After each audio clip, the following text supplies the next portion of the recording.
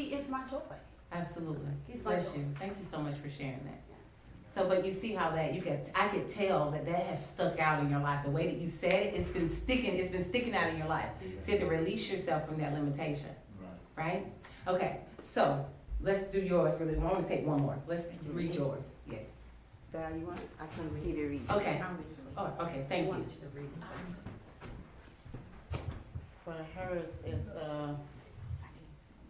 and you give her a name as well.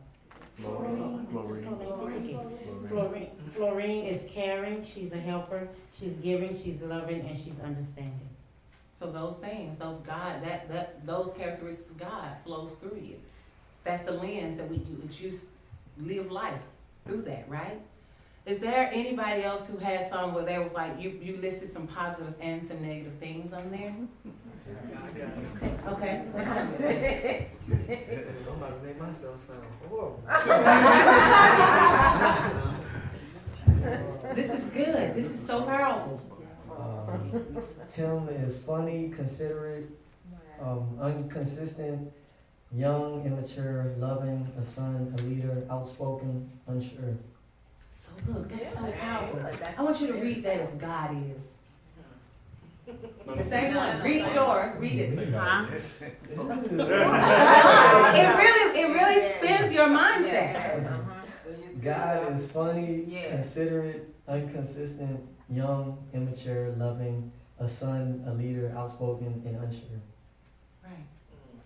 And so when you flip this that way, when you flip it that way and you think about the experiences in your life, I can almost guarantee that you felt God has been inconsistent towards you. I can almost guarantee there's been times where you've questioned God. You said he was unsure. You said you are unsure.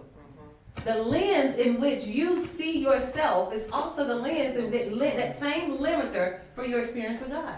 I don't care how much you say God is powerful. When it comes to a real-time incident in your life, you're going to go to what you know. You're going to default to those things because your experience with God is personal. And so how do you begin to change that? So let me, with you, Tim, I want you to read your God card. When you had to list 10 things about God. God is almighty, loving, a healer, trustworthy, wise, kind, omniscient, providing, patient, and not bound by the world's values. Okay, I want you to transition. I want you to, instead of God is, I want Timothy is. Timothy is almighty, loving, a healer, trustworthy, wise, kind, omniscient, providing, patient, and not bound by the world's values. Amen. I'm telling you. So if you would put those two cards side by side, and you will look at those things that you listed about yourself, then look at those things that you listed about God. And then how can you take those things that you listed about God, when you said God is this, how can you use those attributes to strengthen the attributes you've named about yourself? Because it's a reason why those particular attributes stand out so strong to you. It's a reason why those particular attributes, those are the areas your spirit is calling out for you to cultivate within yourself. I know on yours you said immature, but then on God's you said wise. How can you cultivate wisdom within you? Right? Okay, so I know that you had some with some negative, and this is so good because I want you all to really see. Like we make this renewing of the mind for a long time. It was like mystery. Like, how do I spiritually renew my mind? I don't know about anybody else. I was really trying to figure that out, and I was really stuck in a loop for a long time because I thought that I prayed my way there.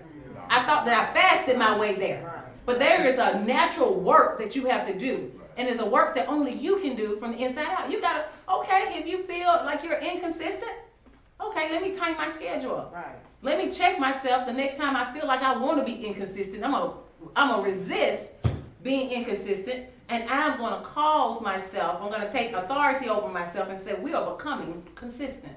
So I'm gonna do it whether I feel like it or not. Right? Okay, let's go with this.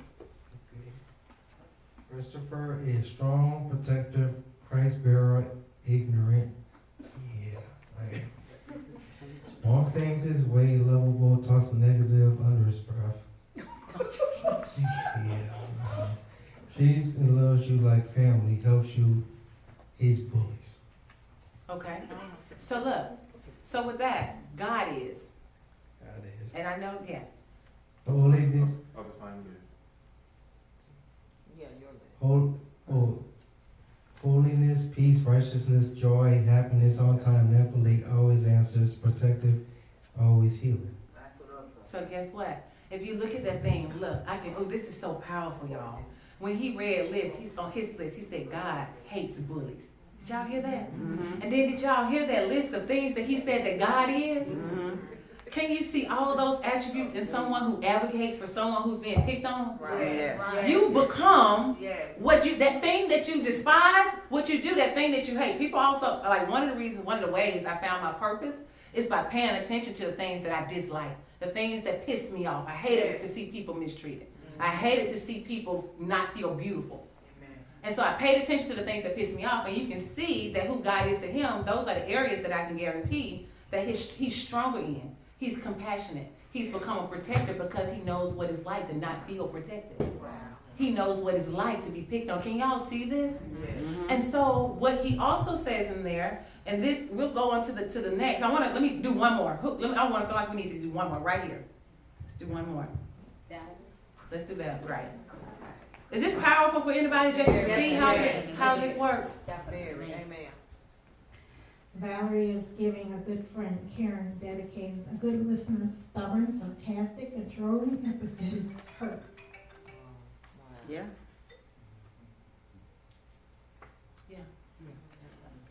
So when you read that as God is, let me hear that. God is giving, a good friend, caring, dedicated, a good listener, stubborn, sarcastic, controlling, empathetic, hurt. That's the limit on your life. Now I want you to take your card for God. Read the card for God. God is. God is love, provider, peace, healer, counselor, grace, comforter, light in darkness, father, patient. So I want you to read that. Valerie is. Valerie is love, provider, peace, healer, counselor, grace, comforter, light in the darkness, father, patient. And so when you look at her cards and you put them side by side, you can see on the one side, you can see the areas that she's allowed to limit her. Hurt has limited her in a lot of areas. She's not really, I can see how hurt, she said she's a friend, but that hurt limits her from being able to trust and receive. That hurt limits her from really being able to confront those places that are really tender. And it's really my prayer that God will close all wounds so that you can walk away from it, that remember it not. Right. Because the very thing that we hold on to is the very thing that's holding on to us. Like it keeps you chained. It keeps us in one place. That means you can see the destiny in front of you, but because you keep looking back, because you're anchoring yourself in the pain, because you're anchoring yourself in whatever inadequate, insecure characteristics that we take on, because we are human. We're going to go through things, right? We'll speak to that in a minute. But you have to be able to let those things go. And what you can't let go, you have to be able to cultivate the opposite. So if you are feeling hurt, how can you begin to heal yourself or allow? And I'm going to say heal yourself. We know that God is within us. We know that God is healing. So what does that healing process look like for you? So you have to really go into saying, like, what happened to make me hurt? What hurt me? And when you really begin to understand and really pick through that story of what hurt you, then your answer is right there within the story. Right? And so we're going to talk about this in a minute. We're going to keep going further. But I wanted us to see for a minute by just taking the time to think. We are some of the busiest people I know. And a lot of us, we're stuck because we're not taking time to think. The enemy is distracting us with stuff that does not matter. He's filling our lives up with stuff that does not matter. And it's robbing us of the one asset that we can never get back, which is time.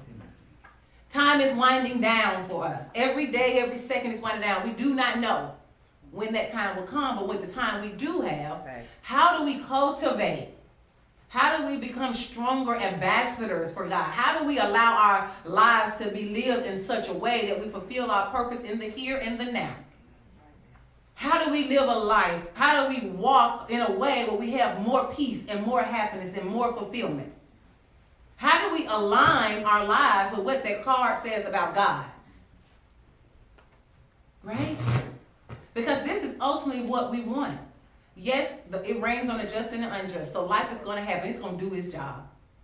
The enemy is going to do its job. How do we prepare for our next? We have to start studying ourselves. We talk about studying the enemy, which we don't do enough of. How about studying yourself?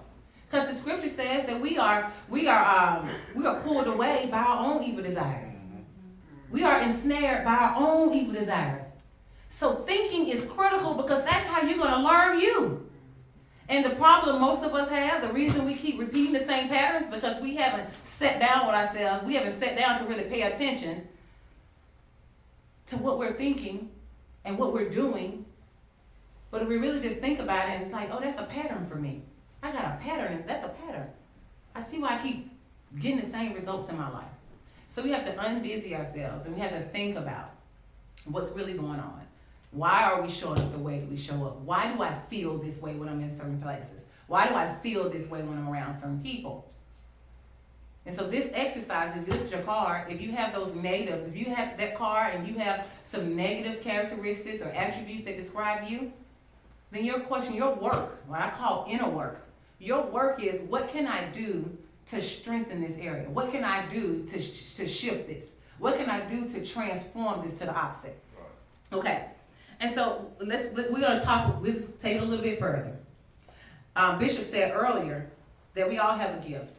We all have the power of God in us. We know that. Scripture says we're created in his image and his likeness. Bishop said earlier that the enemy don't want you to know the power that's within you. He don't want you to know, so you won't use it. Right. And if you don't use it, nothing changes. If you don't use it, the kingdom can stay where it is or it'll decline. If you don't use it, you'll stay where you are. The enemy has no problem with you staying where you are as long as you stand the same. But what happens when you know of it and you begin to cultivate it? And that thing begins to get stronger and stronger and more powerful and more powerful.